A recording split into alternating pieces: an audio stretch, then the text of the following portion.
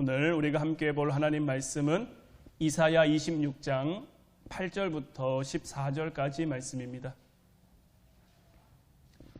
이사야 26장 8절부터 14절까지 말씀,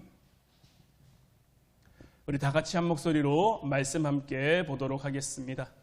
여호와여, 주께서 심판하시는 길에서 우리가 주를 기다렸사오며 주의 이름을 위하여 또 주를 기억하려고 우리 영혼이 사모하나이다.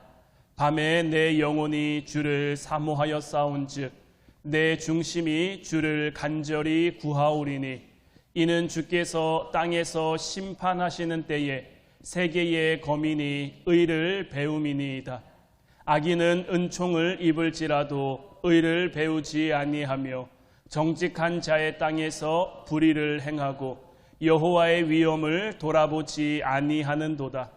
여호와여, 주의 손이 높이 들릴지라도 그들이 보지 아니하오나 백성을 위하시는 주의 열성을 보면 부끄러워할 것이라. 불이 주의 대적들을 사르리이다. 여호와여, 주께서 우리를 위하여 평강을 베푸시오리니 주께서 우리의 모든 일도 우리를 위하여 이루심이니이다. 여호와 우리 하나님이시여, 주 외에 다른 주들이 우리를 관할하였사오나 우리는 주만 의지하고 주의 이름을 부르리이다. 그들은 죽었은즉 다시 살지 못하겠고 사망하였은즉 일어나지 못할 것이니 이는 주께서 벌하여 그들을 멸하사 그들의 모든 기억을 없이 하셨음이니이다. 아멘. 할렐루야. 오늘 이 시간에는 명예를 보이라라는 말씀 제목 가지고 우리가 하나님 은혜 함께 나눌 때에 하나님의 크신 역사하심이 사랑하는 여러분들 위해 충만히 임하기를 주님의 이름으로 축원해 드립니다. 우리가 이사야서를 계속해서 나누고 있는데 이사야서 1장에서 12장에 이르는 이사야서의 첫 번째 단락에서는 이스라엘에 대한 하나님의 심판을 통해서 하나님의 뜻과 하나님의 진노에 대해서 말씀하고 있어요. 남유다도 북이스라엘도 완전하게 멸망하게 될 것이고 아수르와 바벨론에 의해서 그들이 완전히 무너지게 될 것을 선언하고 있죠. 그리고 이어지는 13장부터 23장까지에서는 이스라엘 주변에 있는 나라들의 이름을 일일이 열거하며 그 열방에 대한 심판 또한 선언합니다. 아수르를 향한 심판, 바벨론을 향한 심판, 애굽을 향한 심판, 모압과 암몬과 여러 나라들을 향한 심판. 아수르와 바벨론이 남유다와 북이스라엘을 무너뜨렸지만 그들 역시 멸망하게 될 것임을 선언하고 있죠. 그리고 24장부터 27장까지는 어떤 나라나 어떤 지역에 대해서 말하는 것이 아니라 세상 전체에 대한, 모든 나라에 대한 심판을 선언하고 있어요. 이사야 시대에는 아직 이 모든 것들이 이루어지지 않았습니다. 북이스라엘도 망하지 않았고요. 남유다도 망하지 않았고요. 아수르나 바벨론은 그 세를 키워가고 있는 중이고요. 하지만 하나님께서는 이사야를 통해 이 모든 것들이 이루어질 것임을 선언하라고 하셨죠. 이사야 24장 3절로 6절 말씀을 보면 땅이 온전히 공허하게 되고 온전히 황무하게 되리라. 여호와께서 이 말씀을 하셨느니라. 땅이 슬퍼하고 쇠잔하며 세계가 쇠약하고 쇠전하며 세계 백성 중에 높은 자가 쇠약하며 땅이 또한 그 주인 아래서 더럽게 되었으니 이는 그들이 율법을 범하며 율례를 어기며 영원한 언약을 깨뜨렸음이라. 그러므로 저주가 땅을 삼켰고 그 중에 사는 자들이 정죄함을 당하였고 땅의 주민들이 불타서 남은 자가 적도다. 이런 하나님의 진노와 하나님의 심판이 이사야서에 계속해서 반복적으로 나오고 있어요. 하나님께서는 남유다를 향해서도 북이스라엘을 향해서도 이스라엘 주변에 있는 나라들을 향해서도 세계 모든 나라를 향해서도 하나님의 진노와 하나님의 심판이 이루어질 것임을 선언하고 있는 그 동시에 오늘 본문에도 나와 있습니다마는 8절 9절 말씀 다시 보면 여호와여 주께서 심판하시는 길에서 우리가 주를 기다려 싸우며 주의 이름을 위하여 또 주를 기억하려고 우리 영혼이 사모하나이다.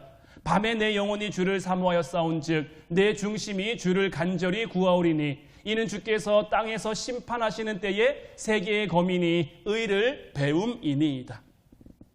이사야는 하나님의 심판과 하나님의 진노를 선언함과 동시에 또한 하나님의 구원을 기대하고 있습니다. 심판하시는 길에서라는 표현이나 아니면 밤이라는 이 표현은 모두가 다 최악의 조건, 좋지 않은 그런 상황과 환경을 가리켜 말하고 있는데, 이러한 상황 가운데, 이러한 여건 가운데 하나님의 구원이 이루어지기를 바라는 이사야 선지자의 마음을 나타내고 있는 거예요. 이사야서의 전반부라고 할 수 있는 1장부터 27장까지의 내용을 좀 정리해 보면 이렇습니다. 하나님이 이스라엘 심판하시는데, 이 하나님께서 이스라엘을 심판하시는 그 이유는 저들의 불순종과 관련이 있다라는 것. 하나님께서 그들을 세상의 권력 아래에 내버려 두십니다. 그들이 좋아서 따라간 것들이에요. 우상을 향해 따라갔죠. 힘을 향해 따라갔죠. 돈을 향해 따라갔죠. 명예를 향해 따라갔죠. 그들이 좋아 따라간 것들로 인해서 그들이 수치를 당하고 모욕을 당하고 고난을 당하고 환난을 당하게 될 거예요. 더 강한 힘, 더 강한 폭력이 이스라엘을 온전히 다 집어삼키게 될 거예요. 하지만 아수르를 향해서도 하나님 말씀하셨고 바벨론을 향해서도 하나님 말씀하시는 것을 우리가 지난 시간들을 통해 함께 나눴습니다마는, 그들의 어떤 폭력이, 그들의 힘과 권세가 이 세상의 모든 것을 이기고 승리하는 것이 아니라 결국은 내 것이 아닌 것을 내 힘으로 뺏은 것도 무너지게 될 것이고, 모압을 향한 저주의 말씀에서도 우리가 함께 나눴죠. 내가 가치 있게 여기는 그러한 것들, 내가 좋아 보이게 그러한 여기는 것들이 정말 우리의 삶에 가치 있는 것들이 아니라, 힘 있고 능력 있는 것들이 아니라, 그런 것들은 우리의 삶의 무가치함을 하나님께서 드러내 보이셨죠. 이 구원을 통해서 하나님께서는 이스라엘이 순종하지 않았어요. 하지만 그럼에도 불구하고 하나님께서는 그들을 구원하실 것이고요. 폭력밖에 낳지 못하는 어떤 세상의 권력과 전혀 다른 하나님의 나라. 그때가 되면 어린아이가 독사의 굴에 손을 넣고 장난하게 될 것이고, 늑대와 양이 한 곳에서 먹을 것이고, 사자가 소처럼 풀을 뜯어 먹을 것이고, 내 거룩한 산 네시온에서는 해됨도 없고 상함도 없고 오직 물이 바다를 덮는 것 같은 여호와의 영광을 아는 지식이, 여호와를 인정하는 것이 온 세상 가운데 충만하게 될 것이. 그렇다면 우리는 여기서 이런 의문을 가질 수도 있습니다. 이스라엘 백성들이 지금 이렇게 고난을 당하는 것이, 이스라엘 백성들이 지금 이렇게 어려움을 당하는 것이 그들의 불순종 때문이고, 그들이 폭력으로 인한 어려움을 당하게 될 것이나 그 폭력이 전부가 아니라고 한다면, 하나님께서 처음부터 이스라엘을 순종하는 백성으로 만드셨다면 어땠을까? 그들에게 아예 불순종의 싹이 자랄 수 없도록 애당초 그 싹을 싹 제거해버리고 그들에게 오로지 순종만 있게 그들을 키우셨다면 어떨까? 그러면 우리도 원하잖아요. 하나님 안에 온전한 백성이 되는 거. 그러면 우리도 원하고 하나님에게도 좋은 그런 나라가 될 수 있지 않을까? 그런 하나님 나라가 곧장 이루어질 수 있지 않을까라는 의문이 우리에게 들 수 있는데, 하나님께서는 이 모든 과정을 통해 불순종과 심판 속에서 만들어지는 그 구원, 그것은 비록 지금 당장 우리가 이해할 수 없는 그 과정들을 거치는 것 같습니다. 이러한 성경들의 증언을 볼 때마다 뭐가 옳은 길이고 뭐가 그른 길인지 우리가 쉽게 판단하거나 쉽게 분별할 수가 없죠. 그리고 이 이해할 수 없는 삶의 과정들은 저와 여러분들의 삶을 통해서도 얼마든지 나타난단 말이에요. 내가 믿음의 길을 가고 있는 것 같은데 어려워요. 내가 신앙의 길을 가고 있는 것 같은데 힘들어요. 아니면 반대로 내가 믿음에서 좀 덩떨어져 있는 것 같은데 내 삶이 뭐가 잘 되는 것 같아요. 내가 지금 신앙에서 조금 떨어져 있는데 뭔가 내 삶이 형통한 것 같아요. 그러면 그것을 바라보는 우리의 눈이나 주변의 눈이나 모든 사람들의 눈이 뭐가 맞는 거고 뭐가 틀린 건지 쉽게 구별하고 쉽게 분별할 수가 없죠. 그렇기에 우리에게는 쉬운 구원은 없는 겁니다. 편안한 구원은 없는 거예요. 철저히 하나님 앞에 내 삶이 흥할 때도 하나님 말씀 가운데, 내 삶이 어려울 때도 하나님 말씀 가운데, 철저히 내 삶이 하나님 말씀 가운데 있는지를 우리가 살펴볼 수 있어야 하는 것. 그래서 많은 그리스도인들이 이러한 삶의 과정들을 통해 어떤 생각을 하냐면, 차라리 내가 좀 늦게 믿었으면 어땠을까? 하나님 나라 가기 전에, 제가 지난 금요기도 시간에도 얘기했습니다마는, 제가 하나님 나라 가기 전에 예수님을 믿게 됐다면 얼마나 좋았을까라는 생각을 어린 시절에 해본 적이 있다. 젊은 이 시간, 놀 수 있는 이 시간들을 내 마음대로 내 뜻대로 내가 하고 싶은 대로 다 살다가 하나님 나라 가기 얼마 전에 내가 회개하고 돌이켜서 하나님 정말 천부의 의지 없어서 내가 손들고 왔습니다. 주 나를 박대하시면 내가 어디를 가겠습니까? 하면서 한 며칠 정말 빡세게 회개하고 내가 거듭난 사람이 돼서 하나님 나라에 갈 수 있으면 그게 정말 좋지 않을까라고 생각한 적도 있거든요. 예수님 그 우편에 달린 그 강도가 말 한마디 잘해갖고 예수님과 함께 낙원에 갔는데, 와, 롤모델이라고 말할 수는 없습니다만은 사실 조금 부러웠던 것도 사실이거든요. 나도 그렇게 내 뜻대로 내 맘대로 하고 싶은 거 다 하다가, 그런데 지금 우리의 모습은 어떻습니까? 벌써 예수님 믿었잖아요. 벌써 구원이 뭔지 알았잖아요. 벌써 신앙이 뭔지도 알잖아요. 그러니 세상 사람들과 똑같이 굴 수도 없고, 또 믿음을 잘 지킨다고 해서 내 삶이 늘 평안한 것도 아니고 형통한 것도 아니고 잘 되는 것도 아니고 흥한 것도 아니고, 뭔가 보상이 있는지 없는지, 뭔가 복이 내게 주어지는지 안 주어지는지도 잘 모르겠는 그 상황 속에서 뭔가의 그 막막함이 하나님 구원하심과 하나님 일하심에 대한 우리의 생각을 늘 흔든단 말이에요. 내가 지금 잘하고 있는 건지, 내가 지금 못하고 있는 건지. 물론 내 삶에 은혜가 가득할 때는 이런 일도 없죠. 은혜가 가득할 때는 다 즐겁습니다. 다 기쁩니다. 다 감사합니다. 그런데 뭔가 문제가 생기고 뭔가 막혀서 내 삶의 은혜가 좀 떨어지면 정말 심하게 흔들릴 수 있는 것이 우리의 연약한 모습이거든요. 그러면 그 가운데 불순종하게 되고요. 그 가운데 교만하게 되는 거예요. 그래서 오늘 이 시간에는 특별히 불순종이란 이 문제를 우리가 좀 함께 살펴보길 원해요. 여러분들, 불순종이 뭘까요? 불순종은 쉽게 말하면 순종의 딱 반대인 거죠. 우리가 다 아는 대로 불순종이라는 것은 하라는 것을 하지 않는 게 불순종인 거예요. 하라는 것을 하는 게 순종이라면 그 반대로 하는 것, 하라는 것을 하지 않는 것이 불순종인데, 이 순종에 대해서 가장 잘 표현하고 있는 말씀이 신명기 6장 1절부터 3절까지 말씀입니다.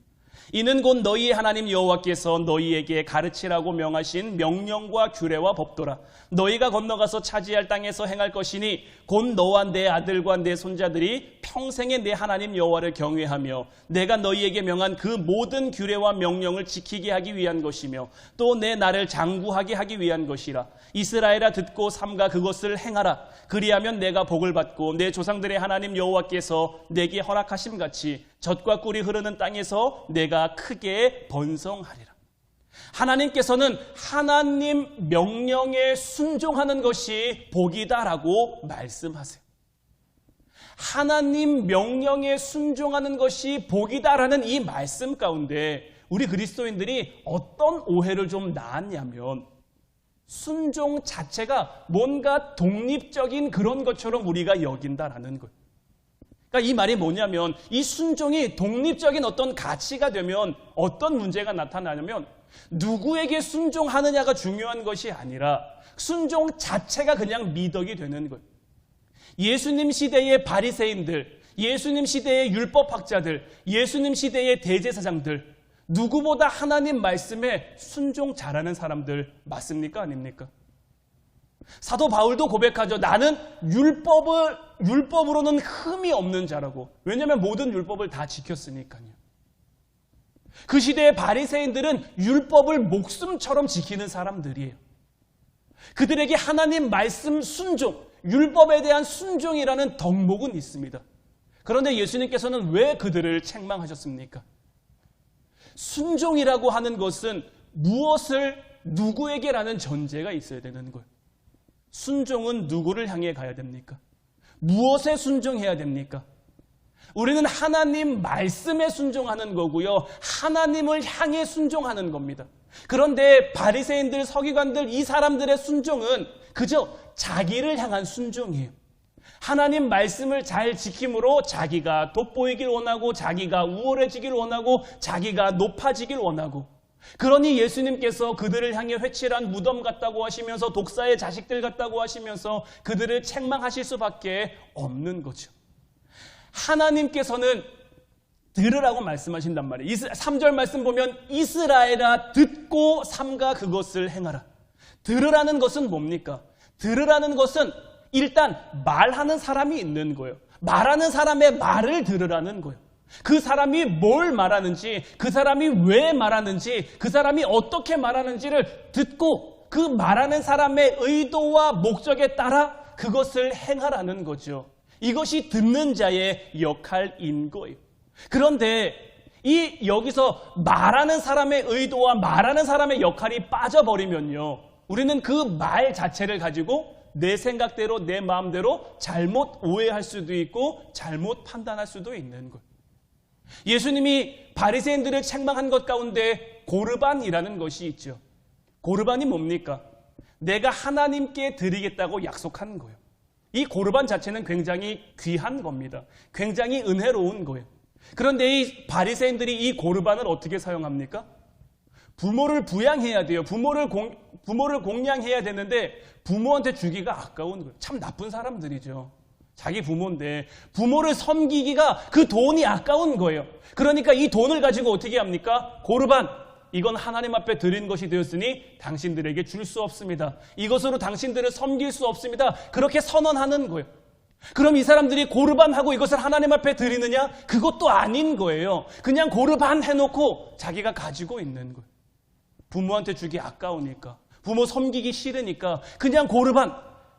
부모를 공경하는 것은 하나님께서 십계명으로 정한 율법입니다. 내 부모를 공경하라. 그럼 내 땅에서 네가 잘되고 장수하리라. 분명히 하나님께서 말씀하셨는데 이 고르반이라는 그 말씀 하나에 나는 순종할 거야 하면서 부모를 공경하지 않는 거죠. 하나님이 어떤 목적을 가지고, 하나님이 어떤 의도를 가지고 이 율법을 주셨는지 그들은 그것을 생각하지 않고 자기 입맛대로, 자기 마음대로 그냥 말씀을 해석해 버리는 거죠. 부모가 자녀에게 뭔가를 이야기하면 자녀는 부모의 말을 잘 들어야 합니다. 부모가 옳은 말만 하기 때문에 부모의 말을 잘 듣는 것은 아닙니다. 때로는 부모도 실수할 수도 있죠. 때로는 부모도 잘못된 판단이나 잘못된 생각을 가질 수도 있어요. 하지만 그럼에도 자녀는 부모의 말에 집중하고 잘 들어야 돼요. 왜 그러냐면 부모는 언제나 옳은 말을 하는 사람이기 때문이 아니라 부모님이기 때문에 잘 들어야 하는 거예요. 우리 부모들이 자녀들에게 자꾸만 강조하는 것이 뭡니까? 뭔가를 하고 뭔가를 함에 있어서 이거 다 너 잘 되라고 하는 거야. 이거 다 너 잘 되라고 하는 거야.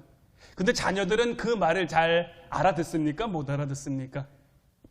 저도 돌이켜보면 어렸을 때는 지금도 잘 듣고 있는지 못 듣고 있는지 잘 모르겠어요. 그냥 잘 듣고 있겠거니라고 생각을 하며 살아가고 있는데, 좀 더 어린 시절을 떠올려 보면 저도 저희 부모님 말 진짜 더럽게 안 들었거든요.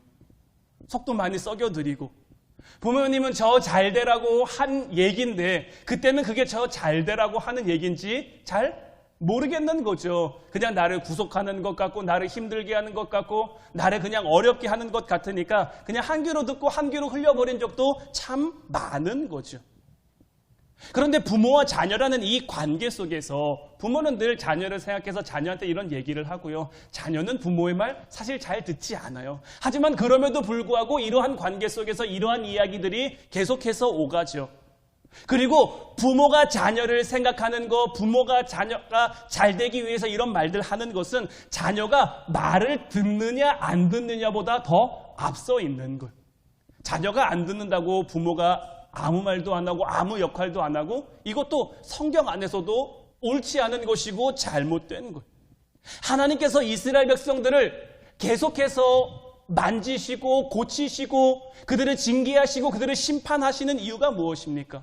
하나님께서는 이스라엘의 그 끊임없는 배신과 배반에도 불구하고 그들을 놓지 않으시는데 그 이유가 무엇입니까?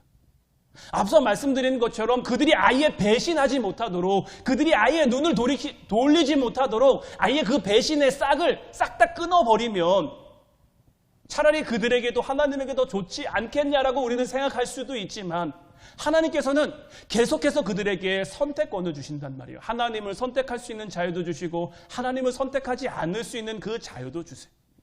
그러한 기회가 그들이 가나안 땅에 들어가면서부터 계속 반복되죠. 사사시대를 지나면서 열왕기 시대를 지나면서 지금 이사야 선지자가 말하고 있는 이 시기에 오기까지 그들은 끊임없이 배반하고 끊임없이 우상을 섬기고 끊임없이 하나님을 멀리하고, 그럼에도 불구하고 하나님께서는 그 반복되는 배신을 계속해서 극복해 가신단 말이에요. 이사야 8장 1절로 6절 말씀을 보면, 내가 오늘 명하는 모든 명령을 너희는 지켜 행하라. 그리하면 너희가 살고 번성하고 여호와께서 너희의 조상들에게 맹세하신 땅에 들어가서 그것을 차지하리라. 내 하나님 여호와께서 이 40년 동안에 내게 광야 길을 걷게 하신 것을 기억하라. 이는 너를 낮추시며 너를 시험하사 내 마음이 어떠한지 그 명령을 지키는지 지키지 않는지 알려 하심이라. 너를 낮추시며 너를 줄이게 하시며 또 너도 알지 못하며 내 조상들도 알지 못하던 만나를 내게 먹이신 것은 사람이 떡으로만 사는 것이 아니요 여호와의 입에서 나오는 모든 말씀으로 사는 줄을 내가 알게 하려 하심이니라. 이 40년 동안에 내 의복이 헤어지지 아니하였고 내 발이 부르트지 아니하였느니라. 너는 사람이 그 아들을 징계함 같이 내 하나님 여호와께서 너를 징계하시는 줄 마음에 생각하고 내 하나님 여호와의 명령을 지켜 그의 길을 따라가며 그를 경외할지니라. 자, 이 말씀을 보면 5절 말씀 보면 너는 사람이 그 아들을 징계함 같이 내 하나님 여호와께서 너를 징계하시는 줄 마음에 생각하라라고 되어 있는데, 여기서 말하는 하나님의 징계가 무엇입니까? 지금 하나님께서 이스라엘에게 보여준 징계가 무엇이죠? 40년 동안 광야의 길을 걷게 하신 거예요. 근데 이 40년 동안 광야의 길을 걷게 하신 게 정말 엄밀히 말하면 뭘까요? 징계라고 보기보다는 하나님께서 그들을 키우신 거죠. 하나님의 백성으로, 하나님의 사람으로 키워 가신 거예요. 그러니까 오늘날도 우리를 통해 하나님이 우리에게 주시는 그 징계와 심판과 진노와 이 모든 것들은 우리를 향한 무엇입니까? 하나님이 우리를 키우기 위한, 하나님이 우리를 기르기 위한 그 과정인 거예요. 하나님께서는 이스라엘 백성들에게 하나님 자녀, 하나님 백성이라는 그 이름에 걸맞는 지위와 정체성과 영광을 주셔서 그런 존재가 될 수 있는 그 과정을 밟아 가시는 거죠.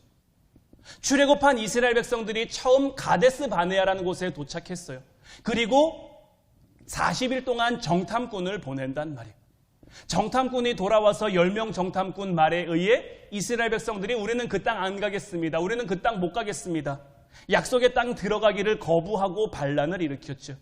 그러자 하나님이 반응하셨는데, 하나님의 반응이 무엇이었습니까? 이제 너희가 정탐한 하루를 1년으로 쳐서 40년 동안 광야의 길을 걸을 것이다. 너희가 애굽에서 나온 모든 성인들은 이 광야 40년 동안 다 죽게 될 것이다. 너희 자녀들만 데리고 내가 가나안 땅에 들어갈 것이다. 이 모든 과정은 이스라엘 백성들의 불순종에 반응한 하나님의 무시무시한 진노이자 벌이었어요. 하지만 하나님께서는 그들의 선택, 순종하지 못하는 그 마음까지도 다 끌어안으신 거예요. 하나님께서 정말 화가 나셨다면, 하나님께서 그들을 정말 벌하시기로 하셨다면 그 자리에서 다 그들을 멸하실 수도 있어요. 모세에게 반역한 고라 일당들이 어떻게 됐죠? 땅이 갈라져서 그 안에 다 빠져 죽었잖아요. 그것과 마찬가지로 불뱀을 하나님께서 보내 그들을 물게 하셨을 때 물린 순간 그들이 다 죽게 하실 수도 있었어요. 하지만 불뱀에 물리고도 그들을 살려두신 것은 무엇입니까? 하나님 말씀을 듣게 하기 위한 하나님의 모든 과정인 거예요. 하나님이 그들을 끌어안으시는 모든 순간이자 그 모든 사랑의 과정인 거예요. 그들을 하나님 자녀로 만드시기 위해 그들을 고치시고 그들을 만지시고 그들을 싸매시는 그 모든 과정이었단 말이에요. 이스라엘 백성들은 이 40년 광야를 걷는 동안 뭘 배웠을까요? 이 40년 길을 동안, 만약 여러분들이 이 광야 40년 길을 걸었어요. 여러분들은 무엇을 배웠을 것 같으십니까? 와, 우리 하나님 대단하다. 우리 하나님 놀랍다. 이걸 배웠을까요? 40년이라는 시간은 결코 짧은 시간이 아닙니다. 짧은 세월이 아닙니다. 그들의 의복이 헤어지지도 않았고요. 그들의 발이 부르트지도 않았고요. 만나를 통해서, 메추라기를 통해서, 반석에서 나오는 물을 통해서 그들의 필요를 늘 공급받았단 말이에요. 그런데 이런 생활이 늘 반복되는 거죠. 하루 지나 또 하루, 하루 지나 또 하루, 뭔가 달라지지 않을 것 같은, 뭔가 끝나지 않을 것 같은 그런 시간들이 반복됨 속에서 그들은 인생이 다 이런 건가라는 그런 마음을 많이 가졌을 거예요. 물론 하나님의 역사하심을 보는 순간에는 우와, 하나님 대단하다 하지만 여러분들이 은혜 받았던 그 순간들을 떠올려 보세요. 은혜 받았던 그 순간에는 와, 기쁘고 와, 대단하고 하나님 놀랍고, 근데 시간이 지나면 지날수록 우리가 받은 은혜가 점점 퇴색되거든요. 이스라엘 백성들도 마찬가지인 거예요. 우리는 뭘 위해 살아가고 있나? 우리는 무엇을 위해 살아가고 있나? 그저 이렇게 하루하루 살아가면 되는 건가? 이런 마음이 그들의 삶을 지배하고 다스릴 때쯤에 하나님께서는 그들을 가나안으로 보내신 거예요. 우리도 우리의 삶 가운데 우리가 하는 최소한의 기도는 이런 거 아닙니까? 하나님, 그래도 내가 이 땅 가운데 자존심 지키고 살 수 있었으면 좋겠고요. 다른 사람들한테 손 안 내밀고 살 수 있었으면 좋겠고요. 그래도 한 요만큼 정도는 내가 다른 사람들한테 좀 자랑할 것도 있으면 좋지 않겠습니까? 라는 그런 최소한의 마음 속에 우리는 살아간단 말이에요. 그런데 여러분들 정말 어떨까요? 우리가 인생에 정말 욕심내며 기대했던 바가 정말 우리의 인생의 답일까요? 아닐까요? 제가 얼마 전에 친한 동생하고 통화를 한 적이 있어요. 이 친구는 진짜 부잣집 아들이에요. 저는 제가 지금까지 만나본 사람 중에 제일 부자예요. 아버지는 두바이에서 사업하고요. 어머니는 프랑스에서 예술 이런 거 하시고요. 이 친구 제주도에 땅도 엄청 많이 있고요. 하여튼 엄청 부자예요. 군대에 있을 때 제 후임으로 들어오면서 이제 알게 된 그 친구거든요. 제가 전에도 한번 얘기한 적 있죠. 제주도에 교회 지어줄 테니까 자기랑 같이 와서 일하자고. 자기가 한 달에 11조 500만 원씩 해준다고. 근데 이 친구가 이제 아버지가 좀 편찮아지셔가지고 이제 두바이로 이제 가서 아버지가 하시던 사업을 이제 이어서 해야 될 것 같다라고 이제 이야기를 하면서 이제 자기가 이제 한국을 이제 좀 떠나게 될 것 같다라고 통화를 했는데 뭔가 참 부질없다라는 얘기를 되게 많이 하더라고요. 그 친구는 진짜 아쉬울 게 없어요. 그냥 가끔 영화에 나오는 아침에 일본 가서 먹고 어디 가서 먹고 이런 걸 실제로 할 수 있는 이제 그런 친구인데 삶이 참 허무하고 삶이 참 허탈하다라는 그런 이야기를 굉장히 많이 하더라고요. 그래서 제가 그 친구한테 교회도 좀 다녀보고 예수님도 좀 믿고 계속해서 권면하고 권유하고 저도 지금 그 친구가 신앙생활을 하게 되는 것이 제 기도 제목 가운데 하나인데 우리가 우리 인생 가운데 정말 욕심내서 기대했던 그 바가 정말 우리의 인생의 답이냐? 그렇지 않단 말이에요. 지나보고 후회하는 경우가 우리의 삶에 얼마나 많습니까? 그때 내가 이렇게 할 걸, 그때 내가 이렇게 할 걸, 그때 내가 여기에 땅을 샀어야 되는데, 그때 내가 여기에 투자를 했어야 되는데, 이런 후회들, 이런 아쉬움들 우리의 삶에 얼마나 많습니까? 다시 돌이킨다고, 그렇게 시간이 지났다고, 와, 그때 내가 정말 잘했다. 우리의 삶 가운데 이렇게 할까요?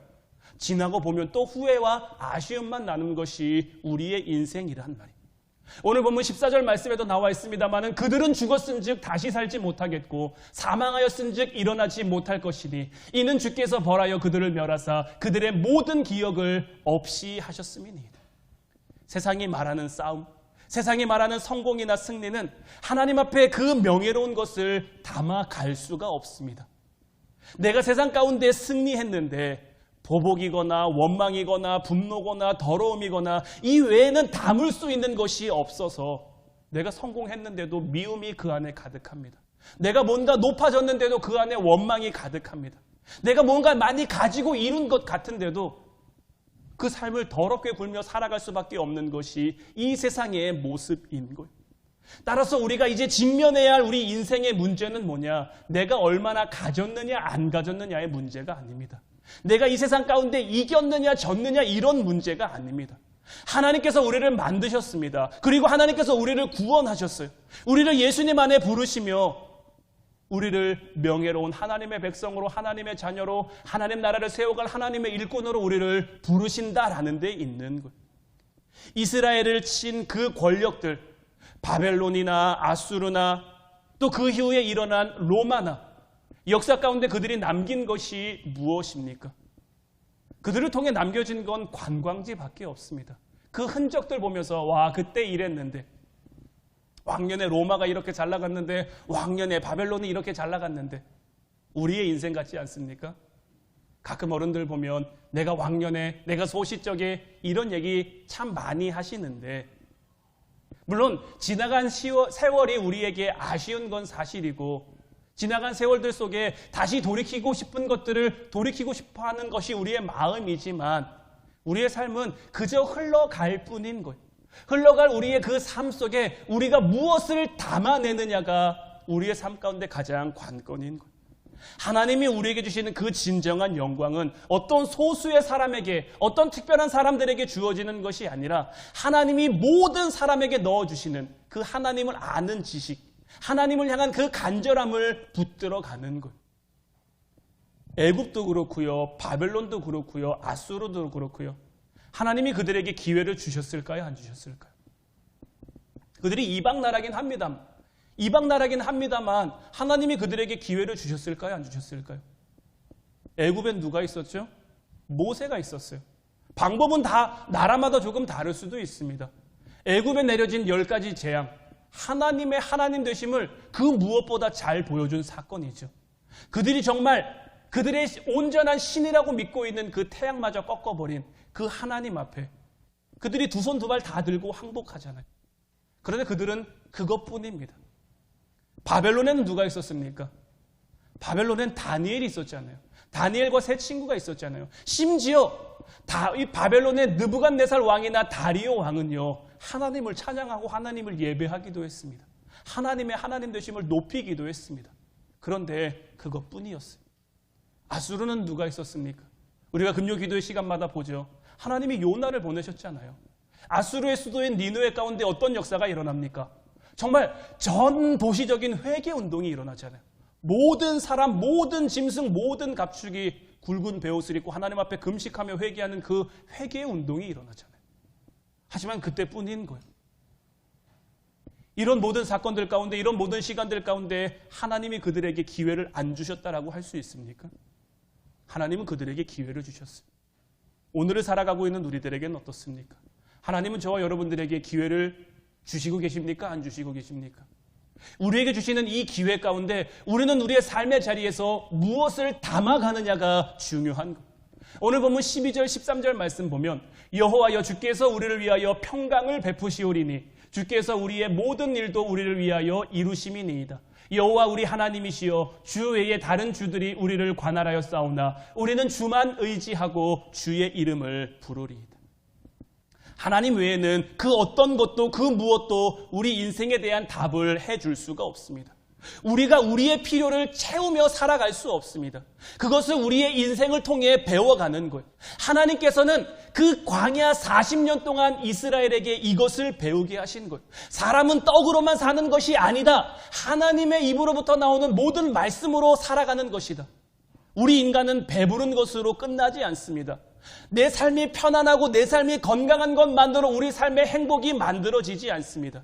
그래서 자꾸만 나를 확인하려고 다른 사람 흉을 보기도 하고요. 다른 사람들하고 나를 비교하기도 하고요. 그러면서 너 못하는 거 나는 할 수 있다. 너 안 되는 거 나는 할 수 있다. 그렇게 비교하면서 뭔가 내가 좀 우위에 있는 것처럼, 내가 좀 나은 것처럼, 그것이 행복인 것처럼 여기며 우리가 살아간단 말이에요. 그러나 그래 봤자인 거예요. 아수르도 무너졌고요. 바벨론도 무너졌고요. 모압과 암몬과 모든 나라들도, 세계 모든 그 나라들도 하나님이 다 무너뜨리셨어요. 이것이 이사야 1장부터 27장까지 나오는 하나님의 우리를 향한 메시지인 거예요. 그리고 이제 이어질 이 이사야서 이 후반부의 이야기에서는 무엇을 담고 있느냐? 이제 그런 것들을 기대하지 말고 하나님 붙잡고 하나님 믿고 하나님 의지하며 너희들의 삶을 명예롭게 만들어 가라는 거예요. 너희 삶의 자리에서 하나님 백성다운 그 명예를 보이라는 거예요. 이제 이 위대한 삶을 만들어갈 수 있는 저와 여러분들 되시기를 주님의 이름으로 축원해 드립니다. 이 위대하다라는 말은 그저 우리가 말만 되뇌인다라고 해서 위대해질 수 있는 것이 아니라 하나님이 그 위대함과 영광을 우리에게 명예로 요구하시는 것이고요. 너는 다른 존재다. 너는 구별된 존재다. 너는 내가 사랑하는 자다. 하나님께서 성경을 통해 우리에게 끊임없이 말씀하고 있는 것. 신명기 6장 20절로 24절 말씀을 보면 후일에 내 아들이 내게 묻기를 우리 하나님 여호와께서 명령하신 증거와 규례와 법도가 무슨 뜻이냐 하거든 너는 내 아들에게 이르기를 우리가 옛적에 애굽에서 바로의 종이 되었더니 여호와께서 권능의 손으로 우리를 애굽에서 인도하여 내셨나니 곧 여호와께서 우리의 목전에서 크고 두려운 기적과 기사를 애굽과 바로와 그의 온 집에 베푸시고 우리 조상들에게 맹세하신 땅을 우리에게 주어 들어가게 하시려고 우리를 거기서 인도하여 내시고 여호와께서 우리에게 이 모든 규례를 지키라 명령하셨으니 이는 우리가 우리 하나님 여호와를 경외하여 항상 복을 누리게 하기 위하심이며 또 여호와께서 우리를 오늘과 같이 살게 하려 하심이라. 하나님의 명령이 애굽의 폭력과 대비되고 있는 거예요. 하나님께서 이스라엘 백성을 애굽의 폭력으로부터 구원하셨죠. 폭력이 전부인 것 같은 그 시대로부터의 구원인 거예요. 그러면서 하나님이 무엇을 말씀하십니까? 명예와 영광이 있는 너의 자리를 내 자녀에게 보이라라는 거예요.